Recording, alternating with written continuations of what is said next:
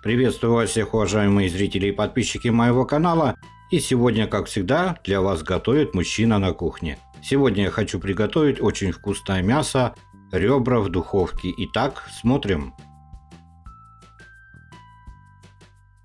Вот такие вот ребра я приобрел вот такой вот полоской. Здесь у меня ровно 2 килограмма. Шкуру я уже снял, и теперь снимаем вот эту вот пленку. Благодаря тому, что мы ее снимем, ребра лучше пропитаются нашим очень интересным и вкусным маринадом. И теперь я их разрежу пополам, так удобнее будет готовить в духовке. Здесь у меня чеснок измельченный с помощью блендера. Добавил я в чеснок 2 чайные ложки соли сверху. Добавляю я сюда 1 столовую ложку вот такой вот приправы барбекю к ребрам. Здесь очень хорошая подборка специй идет, мне понравилось. Добавляю я сюда столовую ложку паприки копченой. Добавляю я сюда теперь 2 столовые ложки растительного масла и все хорошенько перемешаю. Мариновать ребра я буду вот в такой вот чаше. И теперь обмазываем хорошенько нашими специями с чесноком со всех сторон эти ребра. И потом либо я затяну пищевой пленкой, либо накрою крышкой и буду их мариновать часа 3. Прошло у меня ровно 3 часа, и теперь ребра я буду заворачивать в фольгу. Делаю сразу 3-4 слоя. И желательно, чтобы слой сала был у нас сверху, когда будут у нас ребра томиться в духовке, чтобы сало у нас пропитывало этот кусочек мяса. Все, ребра я приготовил. На противне я, как всегда, стелю на всякий случай пергаментную бумагу. И теперь отправляем их в заранее разогретую духовку до 170 градусов и будем их готовить. Прошло у меня ровно 1,5 часа. И, как видите, ребра у меня готовы. Протыкаются легко ножом, и кровяного сока у нас нет.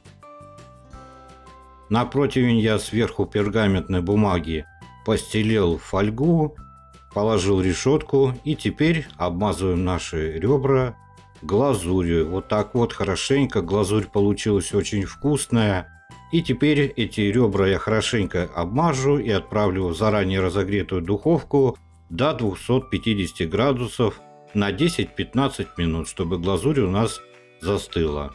Обязательно приподнимите решетку с ребрами и уберите фольгу с глазурью, иначе будет у вас она гореть. Ну и, конечно же, я вам покажу, как я готовил очень вкусную глазурь для этих ребрышек. Здесь у меня кетчупа своего домашнего 150 грамм. И добавляю я сюда горчицу зернами ровно 70 грамм. Также я сюда добавлю 1 такую вот полную чайную ложку своей домашней горчицы. Она очень острая и добавит такую остроту нашему соусу, нашей глазури. И теперь я сюда добавляю еще соевый соус. 3 столовые ложки у меня ушло на эту глазурь. И вы, наверное, все уже обратили внимание, что же делает у меня персиковое варенье на столе. А это персиковое варенье я хочу добавить в этот соус. Я хочу сделать кисло-сладкий соус, поэтому добавлю 3 столовые ложки этого прекрасного варенья. Можно добавить мед, если хотите. Не любите мед, добавьте сахар. Лишь бы у вас получился кисло-сладкий соус. А варенье из персиков очень ароматное. И теперь я все перемешиваю. Прошло у меня 10 минут, и глазурь у меня застыла. Посмотрите, какие красивые и аппетитные свиные ребрышки получились. Просто загляденье. И теперь я разрежу вам и покажу, как они выглядят в разрезе. Вот я разрезал, посмотрите, все приготовилось, все мягенькое, вкусное, сочное. Посмотрите, видно даже, как сок выступает. Так что готовьте на здоровье, приятного всем аппетита. Не забывайте подписываться на мой канал, ставьте палец вверх. Всем пока-пока.